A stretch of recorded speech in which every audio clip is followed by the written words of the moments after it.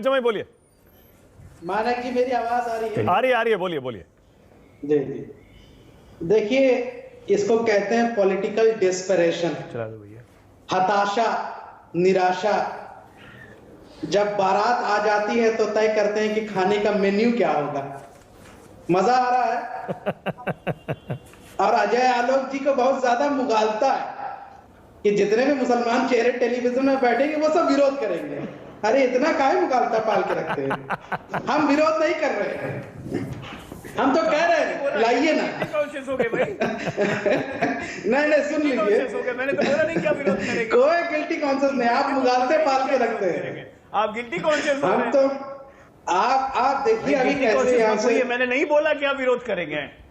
देखिए आप तो संविधान के कसम खाने वाले लोग हैं, विरोध कैसे करेंगे? ये संविधान में। बिल्कुल बिल्कुल बिल्कुल, इसलिए अभी यॉर्कर बॉल दे रहे हैं आपको, जरा संभल के रहिए। देखिए हम कह रहे हैं सिर्फ एक स्टेट में नहीं लागू कीजिए यूसीसी, बल्कि नॉर्थ ईस्ट में भी एक साथ Goan property act, Goan family property act के तहत भी लागू कीजिए, हिंदू अनडिवाइडेड फैमिली एक्ट के तहत भी लागू कीजिए, तमिल कल्चर के लिए भी लागू कीजिए, सिख का जो पर्सनल लॉ है उसके लिए भी लागू, नेशनल लेवल पे पूरे एक साथ, चाहे north east country, north east states हो, सिख फैमिली हो, जैन फैमिली हो, मुस्लिम फैमिली हो, या हिंदू अनडिवाइडेड प्रॉपर्टी टैक्स हो, एक्ट हो, हर चीज के लिए लागू कीजिए नेशनल लेवल पर। हम स्वागत करेंगे पूरे देश भर में, ढोल नगाड़े के साथ करेंगे।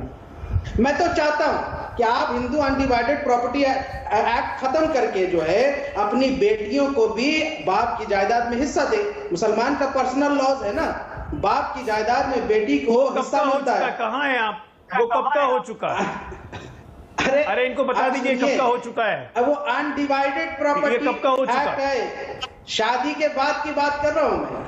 मुसलमान देगा, अगर आप चाहते हैं मुसलमानों से वो हक छीन लिया शादी के बाद नहीं भैया, बाप की संपत्ति में बेटियों का भी इक्वल हक है, एंसेस्ट्रल प्रॉपर्टी में भी। कहाँ बात कर रहे हैं शोएब जमाई? ये पुरानी बात हो गई। तो मैं कह रहा हूँ हिंदुओं में बेटी को पूरा हक मिलेगा, ये बात हुए 4 साल हो गए। माने भाई थोड़ा पढ़कर आया करे, तैयारी करके आया करे ये लोग। अब इसको सरिया से कंफ्यूज मत कीजिए।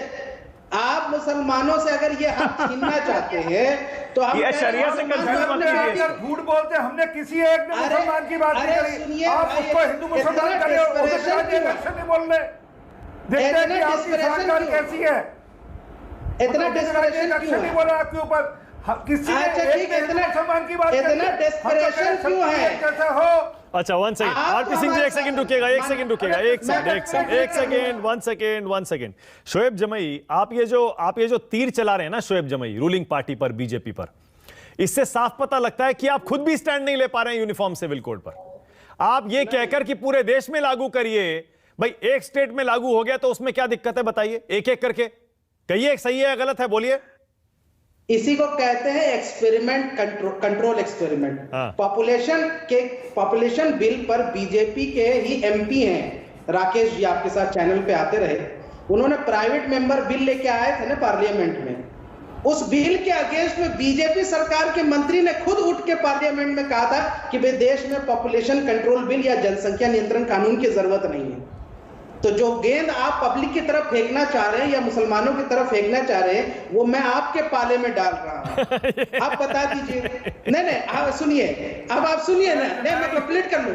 देखिए मैं का रंग बदलो शोएब जमाई, आप सेक्युलरिज्म की बात करते हो और यूसीसी के विरोध में खड़े हो, यूनिफॉर्म सिविल कोड के विरोध में खड़े हो, वैसे बड़ी सेक्युलरिज्म की बात करते हो। नहीं हम विरोध नहीं कर, विरोध यही मुगालता है आपको, हम विरोध ही नहीं कर रहे हैं। मोदी राज में मुसलमान समृद्ध हुआ है, पक्ष में हो, आप चाहते हो मैं सेक्युलर है, तो फिर यूनिफॉर्म सिविल कोड के विरोध में क्यों हो आप?